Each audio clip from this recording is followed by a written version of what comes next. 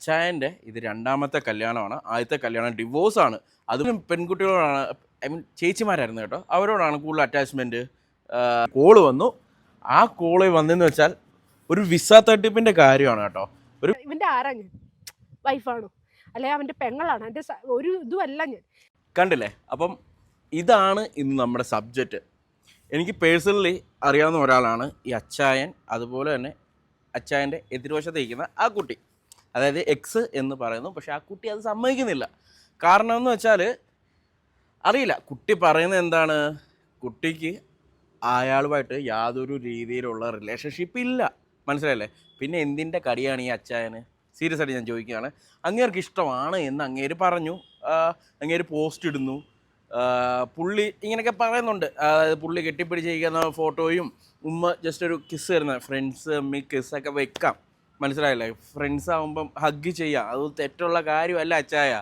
അപ്പം അതുപോലെ തന്നെ ഇന്നലെ ആ കുട്ടിയുടെ ഒരു പുതിയ ഇൻ്റർവ്യൂ വന്നിട്ടുണ്ടായിരുന്നു. അതിനകത്ത് ആ കൊച്ച് പറയുന്നത് ആളുടെ അമ്മയും കൂടി കൂട്ടി നിന്നിട്ട് എന്താണ് ഉള്ള പെൺകുട്ടികളെ എല്ലാം ഇതൊരു മാഫിയ പോലാന്നൊക്കെയാണ് പറയുന്നത്. ഒരുപാട് കുട്ടികളെ, എനിക്കതിനെപ്പറ്റി അറിയില്ല. കാരണം അച്ചായൻ്റെ വീട്ടിൽ ഞാൻ പോയിട്ടുണ്ട്, 2 വട്ടം പോയിട്ടുണ്ട്. ഈ 2 വട്ടം പോയപ്പോഴും ആ അമ്മ വളരെ സ്നേഹം തരുന്ന ഒരു അമ്മയാണ്. ഭയങ്കര കെയർഫുൾ. അതായത് എനിക്ക് തോന്നുന്നു നമ്മളവിടെ ചെല്ലുമ്പോൾ അച്ചായനേക്കാളും കൂടുതൽ സ്നേഹം ഈ വരുന്ന പിള്ളേർക്ക് കൊടുക്കുന്ന ഒരു അമ്മയാണ്. അങ്ങനെ ഒരു അമ്മയെപ്പറ്റി, അതും വയ്യാണ്ട് നമ്മളവിടെ ചെല്ലുമ്പോൾ അമ്മ കൈയൊക്കെ, ആ കുട്ടി അതിനകത്ത് പറയുന്നുണ്ട്, കൈയൊക്കെ വിറച്ച് വയ്ക്കുന്ന ഒരു അമ്മ. നമ്മൾ ആ ഇത് കേൾക്കുമ്പോൾ, ആ സ്നേഹം കേൾക്കുമ്പോൾ നമ്മൾ ഓട്ടോമാറ്റിക്കായിട്ട് ആ അമ്മയുടെ അടുത്തും അലിഞ്ഞു പോകും. ഓക്കെ. അതുപോലെ തന്നെ ഇതിനകത്ത് പറയുന്നത് ഈ കുട്ടിയെ അമ്മേനെ നോക്കാൻ വേണ്ടിയിട്ട് മാത്രം വിളിച്ചതാണ്. അതായത് ഹോം നേഴ്സ് പോലെ. അതിൻ്റെ പേയ്മെൻറ്റ് കൊടുത്തില്ല, ആ കുട്ടിയുടെ മൊബൈൽ തല്ലിപ്പൊട്ടിച്ചു, അടിച്ചു. ഓക്കെ, ചിലപ്പോൾ അങ്ങനെ ആയിരിക്കാം. കാരണം അവിടെ നടന്ന കാര്യങ്ങളൊന്നും നമുക്കറിയില്ല. എന്നാൽ ഇതിനകത്ത് എനിക്ക് അച്ചായനെ പറ്റി പറയാനുള്ളതെന്ന് വെച്ചാൽ, അച്ചായനെ ഞാൻ ആദ്യമായിട്ട് പരിചയപ്പെടുന്നത് കുറേ നാളുകൾ മുമ്പ്. അത്യാവശ്യം ഞാനൊന്ന് ട്രെൻഡിൽ നിന്ന സമയത്ത്, അതായത് എൻ്റെ വീഡിയോ കണ്ടൻറ്റും കാര്യങ്ങളൊക്കെ നിന്ന സമയത്ത് എനിക്കൊരു മെസ്സേജ് രാത്രിയിൽ, ഹായ്, ഇയാൾക്ക് സിനിമയിൽ അഭിനയിക്കാൻ താല്പര്യമുണ്ടോ? എന്നോടാണ്. ഞാനൊരു സിനിമ ചെയ്യുന്നുണ്ട്, സോ സ്വാഭാവികമായിട്ടും ഞാനൊരു സിനിമ പ്രേമിയാണ്, എനിക്ക് അഭിനയിക്കണമെന്ന് താല്പര്യമുണ്ട്. ഒരുപാട് പേര് എന്നെ ഇങ്ങനെ മിസ്യൂസ് ചെയ്തിട്ടുണ്ട്. എന്താണ്, സിനിമയിൽ അഭിനയിക്കാമെന്ന് പറഞ്ഞ് പൈസ മേടിച്ചവരുണ്ട്. സിനിമയെ അഭിനയിക്കാൻ വേണ്ടിയിട്ട് അവരുടെ ഡ്രൈവർ, അതുപോലെ ബിവറേജിൽ പോയിട്ട് ക്യൂ നിന്ന് കള്ള് മേടിച്ച് കൊടുക്കാൻ, അങ്ങനത്തെ ഒരുപാട് ഒരു ഇൻസിഡൻറ്റ് എനിക്ക് ഉണ്ടായിട്ടുണ്ട്. പക്ഷേ പിന്നെ നമ്മുടെ ആഗ്രഹം എന്താണ്, സിനിമ. അപ്പം പുള്ളി ജെന്യൂനായിട്ട് ചോദിച്ചു, നിനക്ക് പറ്റും, നിനക്ക് എന്താണ് അതിലൊരു ക്യാരക്ടർ നല്ല റോള് കിട്ടും, ഐ മീൻ നിനക്ക് ചെയ്യാൻ പറ്റുന്ന റോളാണ്, കറക്റ്റ് ലുക്കും കാര്യങ്ങളൊക്കെയാണ്. സ്വാഭാവികമായിട്ടും ഞാൻ സന്തോഷവാനായി. അപ്പോൾ എനിക്ക് ഇഷ്ടമായി. അപ്പം ഞാൻ അച്ചായൻ്റെ പിന്നീട് ഞാൻ എറണാകുളത്ത് എന്തോ വർക്കിനോ അത് എന്തോ ആവശ്യത്തിന് വേണ്ടി എറണാകുളത്ത് പോയപ്പം അച്ചായനെ മീറ്റ് ചെയ്തു. അച്ചായൻ വീട്ടിലേക്ക് വിളിച്ചു. എനിക്ക് തോന്നുന്നു ഞാൻ ചെല്ലുന്നത് രാത്രിയിലാണ്. ആദ്യമായിട്ട് ഞാൻ ചെല്ലുമ്പോൾ അത് പാതിരാത്രിക്ക് എനിക്കെന്തോ പ്രമോഷനും കാര്യങ്ങളും ഉണ്ടായിട്ട് ഞാൻ അവിടെ ചെന്നപ്പോൾ ഒരുപാട് വൈകി. എനിക്ക് തോന്നുന്നു ഒരു 2 മണി അല്ലെങ്കിൽ 1:30 ആ ടൈമായി രാത്രിയിലെ. അപ്പോൾ ഞാൻ ചെന്നപ്പോഴും എനിക്കുള്ള ഫുഡ് അവിടെ, ആ അമ്മ അപ്പോൾ ഉറങ്ങിയിട്ടില്ല, വെയിറ്റിംഗ് ആണ് എനിക്ക് വേണ്ടിയിട്ട്. ഞാൻ ചെന്നപ്പോഴത്തേക്ക് എനിക്ക് വേണ്ടിയുള്ള ഫുഡൊക്കെ അവിടെ ഉണ്ടാക്കി വെച്ചേക്കുന്നത്. അതായത് ബീഫ് വറുത്തത്, ചിക്കൻ ഫ്രൈ, ബീഫ് കറി, അടിപൊളി ബീഫ് കറി ആയിരുന്നു കേട്ടോ, ഒരു രക്ഷയിലായിരുന്നു. അച്ഛൻ ഉണ്ടാക്കിയതാണെന്നാണ് പറഞ്ഞത്, എനിക്കറിയത്തില്ല. എൻ്റെ പിന്നാമ്പുറ കാഴ്ചകൾ എന്താണെന്ന് എനിക്കറിയത്തില്ല. അന്നൊന്നും ഈ കുട്ടികൾ അവിടെ ഇല്ല, ഈ പറയുന്ന കുട്ടി അവിടെ ഇല്ല. പിന്നീട് ഞാൻ ഈ കുട്ടിയെ പരിചയപ്പെടുന്നതെന്ന് വെച്ചാൽ, ഞാനൊരു ദിവസം ഇതേ ആവശ്യം എറണാകുളത്ത് നൈറ്റ് ജസ്റ്റ് ഒന്ന് കറങ്ങിയിട്ട് വന്നപ്പോഴത്തേക്ക് എൻ്റെ കാറ് കണ്ടിട്ട് എന്നെ വിളിച്ചിട്ട് പറഞ്ഞു, എടാ ഞാൻ ഇവിടെ ഇപ്പോൾ ഉണ്ട്. Okay fine. അപ്പോഴാണ് ഞാൻ ഈ കഥാപാത്രത്തെ ആദ്യമായിട്ട് കാണുന്നത്. അതാര്? അച്ചായൻ്റെ എക്സ് എന്ന് പറയുന്നത് ആ കുട്ടീനെ. അപ്പം ഞാൻ ചോദിച്ചു, ഹായ്, ഓക്കെ കൊള്ളാം, കുഴപ്പമൊന്നുമില്ല. അച്ചായനും പെണ്ണ് കിട്ടിയപ്പം ഞാൻ വിചാരിച്ചു, കൊള്ളാം ചായ, സൂപ്പർ. ആ ഒരു മൈൻഡായിരുന്നു. എന്ന് വെച്ചാൽ ഒരു അനിയനുള്ള സാധനം, നന്നായി വരട്ടെ. അപ്പം അയാൾ എൻ്റെ അടുത്ത് സംസാരിച്ചു, നല്ല രീതിയിൽ സംസാരിച്ചു. അച്ഛൻ എന്നെ ഇതിനെ പരിചയപ്പെടുത്തുന്നത് തന്നെ എൻ്റെ വൈഫ് എന്നുള്ള രീതിയിൽ തന്നെയാണ് പരിചയപ്പെടുത്തിയത് കേട്ടോ. അപ്പോൾ നമ്മളും ആ ഒരു ബഹുമാനവും കാര്യങ്ങളും കൊടുക്കണമല്ലോ. അപ്പോൾ ഞാൻ സംസാരിച്ചു. അപ്പോൾ അച്ഛൻ എന്തോ അങ്ങോട്ട് മാറിയ സമയത്ത് ഞാനും ഈ കുട്ടിയും കൂടി സംസാരിച്ചു. ഞാൻ ഇതിനോട് ചോദിച്ചപ്പം ഇയാൾ എൻ്റെ അടുത്ത് പറഞ്ഞത്, ഞാൻ ചോദിച്ചു എങ്ങനെ സെറ്റായെന്ന് നിങ്ങൾ രണ്ടുപേരും, എനിക്ക് വിശ്വസിക്കാൻ പറ്റുന്നില്ല എന്ന് പറഞ്ഞു. അന്നേരം പറഞ്ഞു, എടാ ആൾ ഭയങ്കര പാവമാണ്, എനിക്ക് എന്നെ പൊന്നുമോനാ നോക്കുന്നത്. എന്താ സോ ഇത്രയും ആ ഒരു ഇത് മനസ്സിലായില്ലേ, ഇത്രയും കെയർ തരുന്ന ഒരാളെ എനിക്കിനി കിട്ടൂല, മനസ്സിലായില്ലേ. അപ്പം ഞാൻ അങ്ങനെയാണ് ഞങ്ങൾ തമ്മിൽ റിലേഷനിലാണെന്ന് ആ കൊച്ച് എന്നോട് അവിടെ വെച്ച് സമ്മതിച്ച കാര്യമാണ്. ഓക്കെ ഫൈൻ, അത് പോട്ടെ. കുറച്ച് കാലം അടുത്ത വരവ് ഞാൻ ആ സമയത്ത് എൻ്റെ ഒരു ഫ്രണ്ടിൻ്റെ മിനി കൂപ്പറുമായിട്ട് ഞാൻ അവിടെ കിടന്ന് കറങ്ങിയപ്പം അച്ചായൻ എന്നെ വിളിച്ചു, എവിടെയും ചോദിച്ചു. ഞാനപ്പോൾ അച്ചായനോട് പറഞ്ഞു, സ്വാഭാവികമായിട്ടും ആദ്യമായിട്ട് കാറൊക്കെ കൈ കിട്ടുമ്പോൾ, അതായത് കുറച്ച് പ്രീമിയം കാർ കൈ കിട്ടുമ്പോൾ നമ്മൾ പറയും അച്ചായ ഞാൻ ദേ ഒരു മിനി കൂപ്പറൊക്കെ ഇറങ്ങിക്കൊണ്ടിരിക്കുക. അപ്പോൾ ആ കൊച്ചു പറഞ്ഞു എന്നാൽ ഞാനും വരുവാണെന്ന്. അതായത് ആ കൊച്ചും അച്ചായനും എൻ്റെ കൂടെ വരിക. ഞാൻ അങ്ങനെ അത് കണ്ട് ഞങ്ങൾ നേരെ നിന്ന് എവിടെയാണെന്ന് അറിയാം, സ്റ്റേഡിയത്തിൻ്റെ അവിടെ മീറ്റ് ചെയ്യാൻ വന്നു. അന്ന് ഞാൻ ഒറ്റയ്ക്കായിരുന്നു. അന്നേരം എനിക്ക് നേരെ റൂമിലേക്ക് പോകണമായിരുന്നു. അങ്ങനെ ഞങ്ങൾ അവിടെ നിന്നു. അത് കഴിഞ്ഞിട്ട് കുറച്ച് കാലം കഴിയുമ്പോൾ ഇവർ തമ്മിൽ ബ്രേക്ക് ആയെന്നൊരു ഇത് ഞാൻ കേട്ടു. ഞാൻ ചോദിച്ചു അച്ചായനോട്, അച്ചായ എന്താ സംഭവം? ഒന്നുമില്ല. Okay fine. അത് കഴിഞ്ഞ് ഞാനത് വിട്ടു.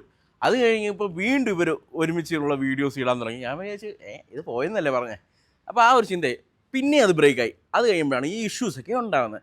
അപ്പം ഞാൻ ഇതിനകത്ത് പറഞ്ഞു വരുന്നതെന്ന് വെച്ചാൽ, ഇതിനകത്ത് ഈ കുട്ടി പറയുന്നതെല്ലാം പച്ചക്കള്ളമാണ്. ഈ വീഡിയോയിൽ പറഞ്ഞേക്കുന്നത് നല്ല മുതലക്കണ്ണീർ ഒഴിപ്പിച്ച് നല്ല വൃത്തിക്ക് പറ്റിക്കുകയാണ്. കാരണം എന്ന് വെച്ചാൽ ഇവർ തമ്മിൽ റിലേഷനിലായിരുന്നു. അതിന് പ്രൂഫ് എൻ്റെ കയ്യിലുണ്ട്. ഞാൻ സാക്ഷിയാണ്, എൻ്റെ കൂടെ ഉള്ള ഒരു സാക്ഷിയാണ്. സെക്കൻഡ്, അച്ചായൻ്റെ പ്രോബ്ലം എന്തറിയോ, അച്ചായൻ ഒരുമാതിരി വിരൽ പിടിച്ച പിള്ളേരെ പോലെ, ലൈക്ക് പ്രത്യേകിച്ച് പെൺപിള്ളേരുടെ അടുത്ത് സീരിയസ് ആയിട്ട് ഞാൻ പറയാം. ഞാനിപ്പോൾ ഒരു പ്രമോഷൻ ഇപ്പം പുള്ളി അവിടെ വന്നപ്പം കൂടുതലും പെൺകുട്ടികളോടാണ്, ഐ മീൻ ചേച്ചിമാരായിരുന്നു കേട്ടോ, അവരോടാണ് കൂടുതൽ അറ്റാച്ച്മെൻറ്റ്, തോളത്ത് കൈയിടുക. ഫസ്റ്റ് ടൈം കാണുന്നതാണ്. എനിക്ക് പുള്ളിയിൽ ഇഷ്ടപ്പെടാത്തൊരു ക്യാരക്ടർ. കാരണം നമ്മൾ ഒരാളെ കാണുമ്പോൾ ജസ്റ്റ് ഒരു ഹൈ വൈ ബന്ധം. പക്ഷേ പുള്ളി അങ്ങനല്ല. പുള്ളിയുടെ ക്യാരക്ടർ എന്ന് വെച്ചാൽ എല്ലാവരോടും പെട്ടെന്ന് മിങ്കിളാവും. എന്ന് വെച്ചാൽ ഒരു വർഷത്തെ അല്ലെങ്കിൽ 10 വർഷത്തെ അടുപ്പം പോലാണ് പെരുമാറുന്നത്. പുള്ളിയെക്കുറിച്ച് ഇതിനായിട്ട് എൻ്റെ അടുത്ത് നെഗറ്റീവായിട്ട് ആരും പറഞ്ഞിട്ടില്ല. ലൈക്ക് പറഞ്ഞേക്കുന്നത് ഇങ്ങനെയാണ്, ആ പുള്ളി കാശുണ്ടെന്നുള്ള രീതിയിലൊക്കെ പുള്ളി നടക്കും. പക്ഷേ പുള്ളിയുടെ കാശില്ല, അത് നമുക്കറിയാം. പുള്ളിയുടെ പൈസ ഇല്ല എന്നുള്ള കാര്യം നമുക്കറിയാം. ആൾ ശുദ്ധനാണ്. ഈ കൊച്ചും ശുദ്ധനാക്കി. കാരണം ഇവർക്ക് 2 പേരുടെ ഇടയിൽ നടക്കുന്ന കാര്യം എന്താണെന്ന് എനിക്കറിയില്ല. അപ്പം ജസ്റ്റ് ഇതൊന്ന് നിങ്ങൾ കണ്ടു നോക്ക്. ഈ കുട്ടി പറയുന്നുണ്ടല്ലോ എനിക്ക് അയാളുമായിട്ട് യാതൊരു ബന്ധമില്ല. ഈ യാതൊരു ബന്ധമില്ലാത്ത ഒരാൾക്ക് വേണ്ടിയിട്ടാണ് ഈ വീഡിയോ ഒന്ന് കണ്ടു നോക്ക്. കണ്ടതിന് ശേഷം, കാരണം ഇതൊരു ചെറിയ കാര്യമല്ല, അതിന് തീരുമാനം എടുക്കണമെങ്കിൽ അതിൻ്റെതായിട്ടുള്ള ചില വിധികളും കാര്യങ്ങളും ഇവിടെ കിടക്കും. സംബന്ധം അറിയോ, ഇത് ജാതകം നോക്കുകയാണ്, കല്യാണത്തിന്റെ ജാതകം. വീഡിയോ കോളിൽ നോക്കുക ആരാന്നുള്ളതെന്ന്. അതെല്ലാം കറക്റ്റ് ആക്കിക്കൊണ്ട് വേണം ഒരു വിവാഹത്തിലോട്ട് പോകാൻ വേണ്ടി. അല്ലെങ്കിൽ ഇതെല്ലാം കൂടെ സോജം താങ്ങുമോ? ഞാൻ താങ്ങും. അതൊക്കെ ഇപ്പൊ പറയലേ നടക്കുള്ളൂ. അതുപോലെ ദോഷങ്ങളുണ്ട് എനിക്ക്. അത് നമുക്ക് തീർപ്പാക്കാം കേട്ടോ. എന്തായാലും 2 പേരൂടെ വാ എന്തായാലും കേട്ടോ. അച്ചായൻ ഇത് പറയുന്നുണ്ട്. അച്ചായനോ കുഴപ്പമൊന്നുമില്ല. അതായത് എന്ത് ദോഷം ഉണ്ടെങ്കിലും അച്ചായനത് പ്രശ്നമില്ല. അതായത് ആ കുട്ടിക്ക് ഭയങ്കര ദോഷമാണെന്നാണ് അതിൽ പറയുന്നത്. അടുത്തത് ഒരു റെക്കോർഡ് ഞാൻ കേൾപ്പിച്ചാൽ, ഇത് എനിക്ക് തോന്നുന്നു അച്ചായൻ എനിക്ക് അയച്ചു തന്നതാണ്. ഇതെനിക്ക് നേരത്തെ അയച്ചു തന്നതാണ്. ഞാൻ എന്തുകൊണ്ടാണെന്നറിയാം ഈ ഒരു വീഡിയോ ചെയ്യാൻ കാരണം, ആ അമ്മേനെ പറഞ്ഞുകൊണ്ട് ഒറ്റ കാരണം കൊണ്ട്. അല്ലെങ്കിൽ ഇതൊന്നും എൻ്റെ വിഷയമുള്ള കാര്യമല്ല. ആ അമ്മേനെ താൻ പറഞ്ഞത് എനിക്ക് ഒട്ടും ഇഷ്ടപ്പെടില്ല. കാരണം അതൊരു പാവം പിടിച്ചൊരു അമ്മയാണ്. ഞാൻ കണ്ടതിൽ ആ അമ്മ ഒരു പാവമാണ്.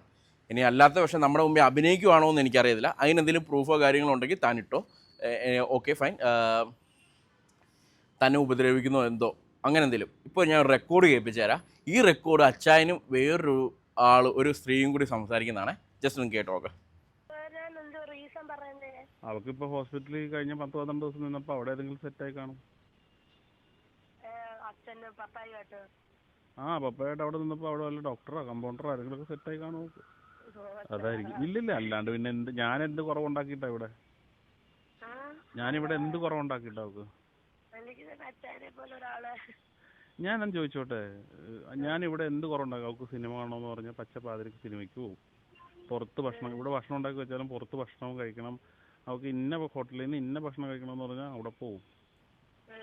ഒരു കുറവും വരുത്തിയിട്ടില്ല. ഡ്രസ്സ് വേണമെന്ന് പറഞ്ഞാൽ അവൾ തന്നെ കയറി അവൾക്ക് ഇഷ്ടമുള്ളത് പർച്ചേസ് ചെയ്യണത്. യാത്ര പോകണമെന്ന് പറഞ്ഞാൽ അപ്പം പോയേക്കും ഞങ്ങൾ. പിന്നെന്താ വേണ്ടത്? പിന്നെ വഴക്കുണ്ടാക്കണത് ഈ ഫോൺ രാത്രി വരുമ്പോൾ ഞാൻ ചോദിക്കും ഇതാരാ വിളിച്ചത്, എന്തിനാ വിളിച്ചത്? മറ്റേ ഫോൺ അച്ഛൻ അടിച്ചു പൊട്ടിച്ചു എന്ന് പറഞ്ഞോളൂ. എന്നിട്ട് പുതിയത് മേടിച്ചു കൊടുത്തു. അതെന്തിനാ ഇത് പൊട്ടിച്ചേ? ഇത് തന്നെ കേസ്. ആ 2 മണിക്ക് 3 മണിക്കൊക്കെ ഫോൺ വന്നാൽ എന്ത് ചെയ്യും പറയും? ആരാ വിളിക്കുന്നേന്നാ നോക്കത്തില്ല അച്ഛൻ. ഞാൻ ചോദിച്ചു അവനോടാ, ഞാൻ അവനോട് ചോദിച്ചോടാ, നീ നിന്റെ പെണ്ണുപിള്ളയും കൂടി കിടക്കുമ്പോൾ നിങ്ങൾ ഏത് രീതിയിലാണ് കിടക്കണത് എന്താണെന്ന് ആയിക്കോട്ടെ, അപ്പം വേറൊരുത്തൻ ഈ രാത്രിക്ക് ഞാൻ നിന്നെ വിളിക്കുകയാണെങ്കിൽ നീ എങ്ങനെ ഫീൽ ചെയ്യുമെന്ന് മാത്രം പറഞ്ഞാൽ മതി എന്ന് പറഞ്ഞു. അപ്പോൾ സോറി ചേട്ടാ, സോറി, ഞാൻ അറിഞ്ഞില്ല ഇങ്ങനെയാണ്, ഇതിന് കല്യാണം കഴിച്ചതെന്ന് ഞാൻ അറിഞ്ഞില്ല. മറ്റേ നിങ്ങളൊന്ന് കല്യാണം കഴിച്ചോ? എന്തിനാ കല്യാണം കഴിക്കണേ? ഇതിന് കൂടുതൽ കല്യാണം കഴിക്കേണ്ട ആവശ്യമല്ലോ ഉണ്ടോ?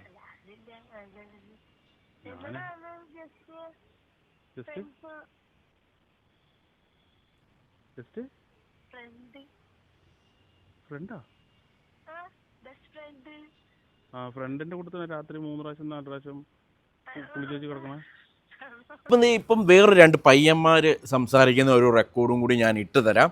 അതെന്ന് വെച്ചാൽ എനിക്ക് തോന്നുന്നു അതിനകത്ത് പറയുന്നത് ഈ കുട്ടിയുടെ എക്സുകളാണ് എന്നാണ്. ജസ്റ്റ് ഒന്ന് കേട്ട് നോക്കാം. ചേട്ടാ, എനിക്ക് ഇവളായിട്ട് വല്ല ബന്ധമൊന്നുമില്ല, യാതൊരു വിധ ബന്ധവുമില്ല. ഉണ്ടായിരുന്നു, ഞങ്ങൾ റിലേഷനിലായിരുന്നു, ഇഷ്ടമായിരുന്നു. പക്ഷെ എനിക്ക് ഇവളായിട്ട് എനിക്കിപ്പോൾ താല്പര്യമൊന്നുമില്ല, ഒരു താല്പര്യമില്ല. ഞാൻ ഇവളെ ഓൾറെഡി വാട്സപ്പിലൊക്കെ ഞാൻ ബ്ലോക്ക് ചെയ്ത് വെച്ചേക്കണമായിരുന്നു. പിന്നെ ഇടയ്ക്ക് അവൾക്ക് മെൻ്റലി എന്തോ പ്രശ്നങ്ങളൊക്കെ വന്നു എന്ന് വിചാരിച്ച് ഇടയ്ക്ക് ഞാൻ വിളിച്ച് ഫോണിൽ സംസാരിച്ചായിരുന്നു. പക്ഷെ അല്ലാണ്ട് എനിക്ക് വല്ല താല്പര്യമൊന്നുമില്ല ഇവളായിട്ട്. ഇതുപോലെ നമ്മൾ വിചാരിച്ച പോലെ ഒരാളല്ല ജിനു. അതായത് ഞാൻ ആദ്യം ഒരു വീഡിയോ ഒക്കെ എടുത്തു വെച്ചു, അതിനുശേഷം എനിക്കൊരു കോള് വന്നു. ആ കോള് വന്നതെന്ന് വെച്ചാൽ ഒരു വിസ തട്ടിപ്പിൻ്റെ കാര്യമാണ് കേട്ടോ. ഒരു വിസ തട്ടിപ്പിൻ്റെ കാര്യത്തിൽ ഒരു പയ്യൻ, ആദർശ് എന്ന് പറയുന്നൊരു പയ്യൻ്റെ ഒരു കോൾ റെക്കോർഡ്, അതിൻ്റെ ഒരു ഫുൾ വീഡിയോ നിങ്ങൾക്ക് ഇത് ആവശ്യമുണ്ടെങ്കിൽ നിങ്ങൾ എന്നോട് ആവശ്യപ്പെട്ടാൽ ഞാൻ ഇടും. അതിൻ്റെ ഒരു ചെറിയ സാധനം ഞാൻ ഇട്ട് തരാം. അത് കേട്ടിട്ട് അതിൻ്റെ ഫുൾ റെക്കോർഡ് വേണമെങ്കിൽ എന്നോടൊന്ന് പറയാം. ഞാൻ അടുത്ത ഒരു പാർട്ടായിട്ട് ആ വീഡിയോ ചെയ്യുന്നതായിരിക്കും. വിസയുടെ കാര്യം എന്തുവായിരുന്നു ബ്രോ? അത് എന്റെ ചേട്ടന് വേണ്ടിട്ടായിരുന്നു പുള്ളിക്കാരി നോക്കിയിട്ടുണ്ടായത് പറഞ്ഞത്, ദുബായിലേക്ക് പോകാനായിട്ട്. ജിനു ആണോ? അതായത് ജിനു ആയിരുന്നു ഫസ്റ്റ് പറഞ്ഞത് നമ്മളോട്. ജിനു വന്നിട്ട് ഫസ്റ്റ് കാശ് കൊടുത്തപ്പോ റെഡിയാക്കണ്ട്, എന്താണ് 2-3 ദിവസത്തേക്ക് ഡിലേ ഉണ്ടാവും എന്നൊക്കെ പറഞ്ഞ് ഫസ്റ്റ് ഫണ്ട് മേടിച്ച്. ജിനു ഫണ്ട് ജിനു ആണോ ഫണ്ട് മേടിച്ചേ? ഫസ്റ്റ് ജിനുവിന്റെ ഫണ്ട് കൊടുത്ത ഞാൻ. ഓക്കെ, അപ്പം കണ്ടല്ലോ, ഇതൊക്കെയാണ് സംഭവങ്ങൾ.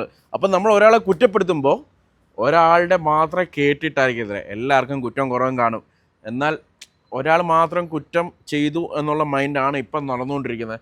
ഞാൻ ഇപ്പം നോക്കുമ്പം എന്താണ് അച്ചായൻ്റെ അമ്മേനെയും അച്ചായനെ പറ്റി വിവാഹ തട്ടിപ്പ് കാര്യങ്ങൾ, നമുക്ക് തെളിവല്ലേ ഏറ്റവും വലിയ പ്രാധാന്യം. നമുക്ക് തെളിവുകൾ കൊണ്ടുപോയോ? തെളിവുകൾ കൊണ്ടുവന്നാൽ ഞാനും അതിനകത്ത് അതുപോലെ വീഡിയോ ചെയ്യും. ഇപ്പോൾ ഒരാൾ പുള്ളിയുടെ ജീവിതം അയാൾ കാരണം നശിച്ചതാണ്, ഏതോ ഒരു വയനാട്ടിൽ വെച്ച് കല്യാണം നടന്നു, അങ്ങനെയൊക്കെ ഇഷ്യൂസ് വന്നുകൊണ്ടിരിക്കുകയാണ്. അത് ഇന്നിപ്പോൾ നടന്നുകൊണ്ടിരിക്കുകയാണ്. അപ്പം ഈ കൂട്ടത്തിൽ ഇതും കൂടി ഞാൻ വെക്കുകയാണ്. കാരണം ഒരാൾ മാത്രമല്ല തെറ്റുകാരനായിട്ടാണ് വന്നുകൊണ്ടിരിക്കുന്നത്. ഒരാളെ മാത്രം രക്ഷിക്കേണ്ട കാര്യമില്ല, എല്ലാവരും. മനസ്സിലായില്ല, ആണായാലും പെണ്ണായാലും കണക്കാണ് ഈ കാലത്ത്. എന്തായാലും ഈ ഒരു കൈ കൊണ്ട് മാത്രം അടിച്ചാൽ ശബ്ദം കേൾക്കത്തില്ല, ഇങ്ങനെ അടിച്ചാലേ ശബ്ദം കേൾക്കൂ. ഓക്കെ, അപ്പം കൂടുതൽ വീഡിയോസും കാര്യങ്ങളും അടുത്തായിട്ട് ചിലപ്പോൾ ഉണ്ടാകാൻ ചാൻസ് ഉണ്ട്. നമുക്ക് കാണാം എന്താണ് ഇതിനകത്ത് വരുന്നതെന്ന്. അപ്പോൾ ഇതെല്ലാം നിങ്ങൾ കേട്ടില്ലേ? ഇതിൽ നിന്ന് നിങ്ങൾക്ക് എന്താണ് മനസ്സിലാകുന്നത്? എനിക്കിത് അച്ചായനെ കാണുമ്പോൾ എല്ലാവരും വിചാരിക്കും അങ്ങേര് നല്ല പണച്ചാക്കാണ്, ആ ഒരു സെറ്റപ്പിൽ അളിയൻ നടക്കുന്ന, അളിയൻ്റെ പറച്ചിലായാലും അളിയൻ രാജാവ് എന്നുള്ള രീതിയിൽ തന്നെ. പക്ഷേ ഈ അണ്ടിയോട് എടുക്കുമ്പോഴല്ലേ അണ്ടിയുടെ പുളി അറിയും, അങ്ങനെ എന്തോ ഒരു ചൊല്ലില്ലേ? അതുകൊണ്ടായിരിക്കും പൈസ ഇല്ലാന്ന് പറഞ്ഞപ്പം പോയതായിരിക്കാം. പിന്നെ ഒരു 3.5 കോടിയുടെ, താൻ ഇൻ്റർവ്യൂ പറഞ്ഞാണ് 3.5 കോടിയുടെ സിനിമ പിടിക്കാനായിട്ട്. എടോ, സാധാ ഒരു കൊച്ചു പടം പിടിക്കാൻ ഒരു 2 കോടിയൊക്കെ 2-2.5 കോടി മതി ഒരു സിനിമ പിടിക്കാൻ, സാധാ ഒരു പടം പിടിക്കാൻ, അത്യാവശ്യം ക്വാളിറ്റിയിലും കാര്യങ്ങളും. അങ്ങനെയാണെങ്കിൽ അങ്ങേര് എന്നേ ആ പടം പിടിച്ചേന്. മനസ്സിലായില്ലേ? കാരണം അങ്ങേരെ സിനിമാ പ്രാന്തമായിട്ട് നടക്കുന്ന ഒരാളാണ്. അങ്ങേര് എന്നേ ആ പടം പിടിച്ചേനെ.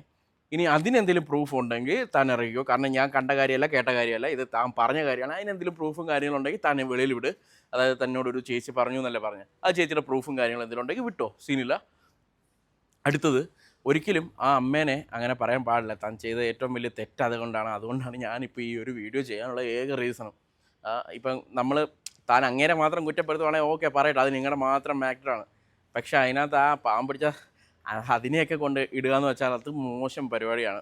ഇപ്പം തനിക്ക് വേണമെങ്കിൽ ആ ഒരു ഫോട്ടോയെ അത് അങ്ങേരെ ഭാഗത്ത് തെറ്റ കേട്ടോ, അങ്ങേര് കാണിച്ച വൃത്തികെട്ട പരിപാടിയാണ്. ഞാനത് അങ്ങേരെ വിളിച്ചു പറഞ്ഞു, താൻ ബർത്ത്ഡേക്ക് എന്തിനാണ് അവളുടെ ഫോട്ടോ ഇട്ടത്, അവൾക്ക് ഇഷ്ടം അല്ലെങ്കിൽ അത് വിട്ട കഴിഞ്ഞ കാര്യമല്ലേ, അത് വിട് അങ്ങനെ പറഞ്ഞ് വിട്ട കാര്യമാണ്.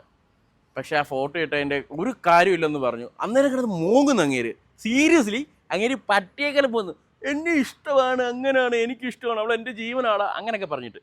അങ്ങനെ ഇരിക്കെ ഞാൻ ആദ്യം കുറേ സംസാരിച്ചു അങ്ങേരുടെ അടുത്ത്. അതിനുശേഷം എന്നോട് പറഞ്ഞു, നീ ഇതൊക്കെ ഒന്ന് കേട്ട് നോക്ക്, അങ്ങനെയാണ് എനിക്ക് ഇതൊക്കെ അയച്ചു തരുന്നത്. അപ്പോഴാണ് എനിക്ക് സംഭവം വരുന്നത്. എന്നിട്ട് ഞാൻ വിചാരിച്ചു ഓക്കെ ഫൈൻ, നമ്മൾ ഈ കുറ്റം പറച്ചിൽ വീഡിയോ ചെയ്യാത്തതാണല്ലോ.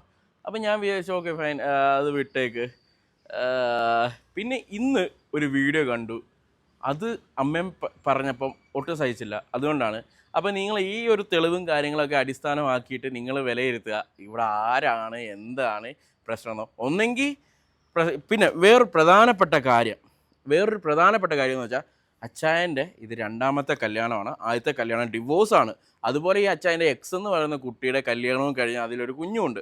അച്ചായന് കുഞ്ഞില്ലെന്നാണ് എൻ്റെ ഒരു അറിവ്. അപ്പം അതിലൊരു കുഞ്ഞുമുണ്ട് ആ കുട്ടിക്ക്. പിന്നെ അച്ചായൻ ഇപ്പം പെണ്ണ് കിട്ടിയത് അതൊരു ചർച്ചാ വിഷയമാക്കേണ്ട കാര്യമില്ല. അങ്ങേർക്ക് ദൈവം വിധിച്ചു, അത് കിട്ടി. മനസ്സിലായില്ലേ?